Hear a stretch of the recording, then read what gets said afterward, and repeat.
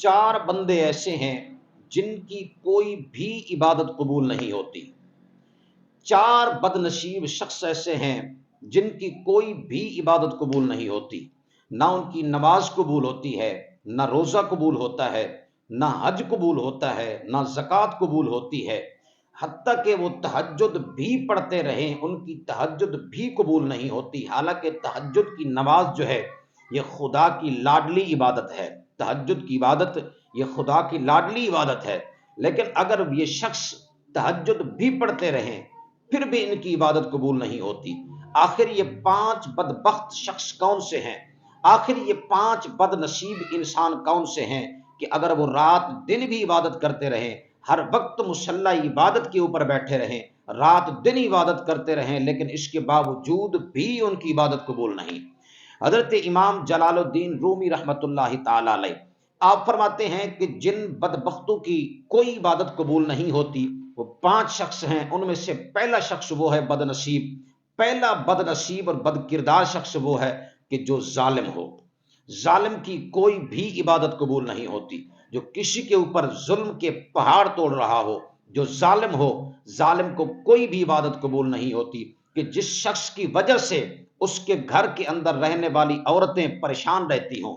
کہ جس شخص کے ظلم کی وجہ سے، جس شخص کے ہیبت کی وجہ سے، جس شخص کی خوف کی وجہ سے گھر کے اندر رہنے والی عورتیں پریشان رہتی ہوں، جو عورتوں کے اوپر ظلم کرتا ہو، فرمایا اس کی عبادت قبول نہیں ہوتی۔ عورت 4 روپ میں اندر آتی ہے، عورت کے 4 روپ ہیں، ایک بہن بھی عورت،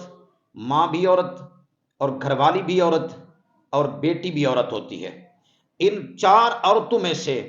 اگر کسی بھی عورت کے اوپر ظلم کر رہا ہے،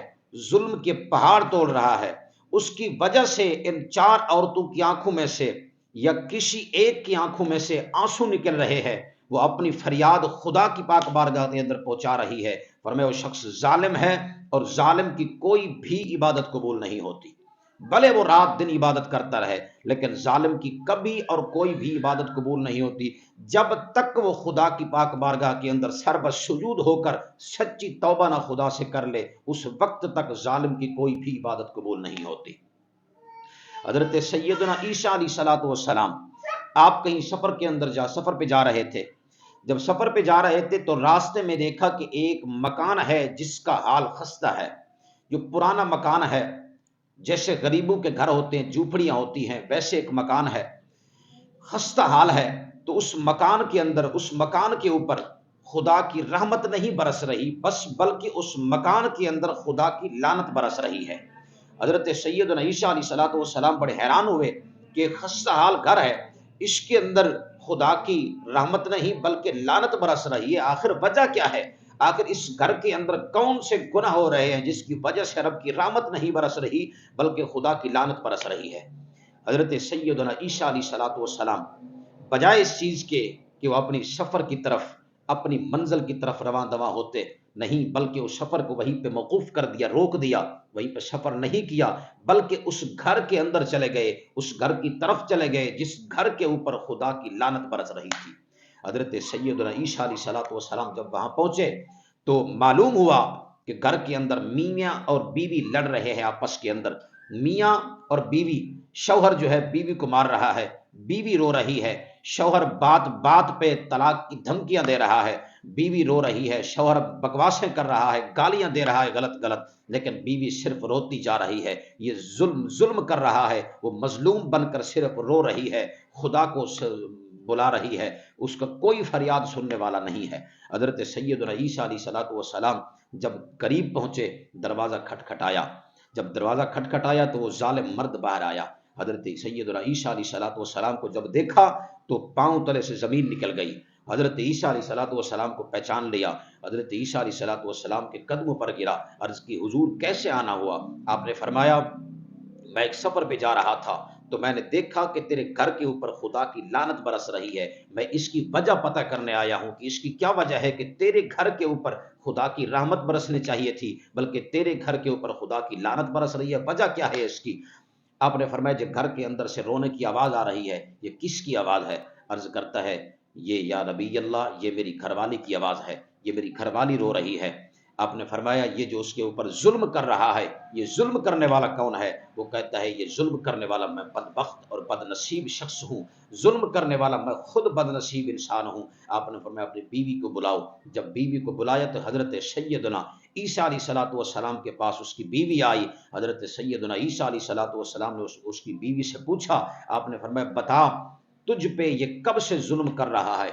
کب سے یہ تمہیں مار پیٹ رہا ہے، کب سے یہ تمہارے ساتھ زیادتیاں کر رہا ہے؟ عرض کرتی ہے یا نبی اللہ، جب سے میری شادی ہوئی ہے اس دن سے مجھے یہ ظالم شخص مار رہا ہے، اس دن سے یہ ظالم بنا ہوا ہے، اسی دن سے راتوں کو بھی مارتا ہے، دن کو بھی مارتا ہے، رات دن میری رونے کے اندر گزر جاتے ہیں، یہ شخص میرے اوپر ظلم کے پہاڑ توڑ رہا ہے۔ آپ نے فرمایا کیوں، وجہ کیا ہے اس کی؟ وہ عورت کہتی ہے یا نبی اللہ، یہ وجہ اس کی یہ ہے کہ جب سے یہ میرے ساتھ شادی کر کے مجھے لایا ہے، یہ کہتا ہے جب سے میں تیرے ساتھ شادی کی ہے میں نے، اسی دن سے میں غریب ہو گیا ہوں، اسی دن سے میں غربت کا شکار ہو گیا ہوں۔ جب سے یہ شادی کی ہے یہ کہتا ہے میرے اوپر غربت سلطنت ہو گئی ہے، اس لیے مجھے مار رہا ہے۔ کہ یہ کہتا ہے کہ تو بد نصیب عورت ہے، یہ کہتا ہے تو بد نصیب عورت ہے، اس لیے یہ مجھے مار رہا ہے۔ آپ نے فرمایا اس بندے سے، اس شخص سے پوچھا کہ یہی وجہ ہے؟ وہ کہتا ہے جی سرکار یہی وجہ ہے، جب سے یہ میرے گھر کے اندر آئی ہے، یہ بد نصیب عورت ہے، یہ بد نصیب جو ہے وہ میری بیوی ہے، کہ اس کے آنے کی وجہ سے میں غریب ہو چکا ہوں، میرا ہاتھ تنگ ہو گیا ہے، میں تنگ دست ہو چکا ہوں۔ جب یہ میرے گھر نہیں آئی تھی تو پہلے میں امیر تھا، جب سے یہ آئی ہے تو میں غریب ہو چکا ہوں، پہلے میں دینے والا تھا اب میں لینے والوں میں سے بن گیا ہوں، اس کی وجہ سے میں غریب ہو چکا ہوں، اس لیے میں اس کے اوپر ظلم کرتا ہوں کہ یہ بد نصیب عورت ہے، کہ یہ بد نصیب عورت ہے، اس لیے میں اس کے اوپر ظلم کرتا ہوں۔ حضرت سیدنا عیسیٰ علیہ الصلوۃ والسلام نے فرمایا، آپ نے فرمایا کہ تو یہ نہ کہے کہ اس کے آنے کی وجہ سے تو غربت کا شکار ہو گیا، اس کے آنے کی وجہ سے تیرا ہاتھ تنگ ہو گیا، تو تنگ دستی کا شکار ہو گیا۔ فرمایا یہ وجہ نہیں ہے۔ عرض کی یا نبی اللہ کون سی وجہ ہے؟ آپ نے فرمایا اصل وجہ یہ ہے کہ جب سے تو نے اس کے اوپر ظلم کے پہاڑ توڑنے شروع کیے، جب سے تو نے اسے رلانا شروع کیا، جب سے تو اس کے اوپر ظالم بن کے ٹھہر گیا، اسی دن سے تیرے گھر کے اندر رحمت کے فرشتوں کا آنا بھی بند ہو گیا۔ جب سے ان کے آنسو نکلے، اس کے آنسو نے آگے دیوار کھڑی کر دی، رب کی رحمت کے آگے دیوار کھڑی کر دی، کہ تیرے گھر کے اندر بجائے رب کی رحمت کے اب تیرے گھر کے اندر رب کی لعنت برس رہی ہے، کہ تو اپنی گھر والی کے اوپر ظلم کر رہا ہے۔ پہلا شخص جو ظالم ہو، ظالم کی کوئی بھی عبادت قبول نہیں ہوتی۔ اس لیے کوئی بندہ، اس سے پہلے کہ کوئی بندہ اپنی فریاد جو ہے وہ رب کی پاک بارگاہ کے اندر پہنچا دے، یاد رکھنا اگر تیرا نام لے کر کسی نے رب کی پاک بارگاہ کے اندر تیری شکایت کر دی تو خدا کی عزت کی قسم ہے تو بہت بڑے مسئلے کے اندر پھنس جائے گا، تیرے لیے بہت بڑی مصیبت بن جائے گی، تیرے لیے بہت بڑی بلاؤں کا سامنا کرنا پڑ جائے گا۔ پہلا شخص جو ظالم ہو اس کی کوئی بھی عبادت قبول نہیں ہوتی۔ دوسرا شخص جس کی پیشانی جو ہو وہ بجائے اس چیز کے کہ رب کے سامنے جھکتی ہو، لیکن رب کے سامنے اپنی پیشانی نہیں رکھتا، غیروں کے آگے جا کر اپنی پیشانی کو جھکاتا ہے۔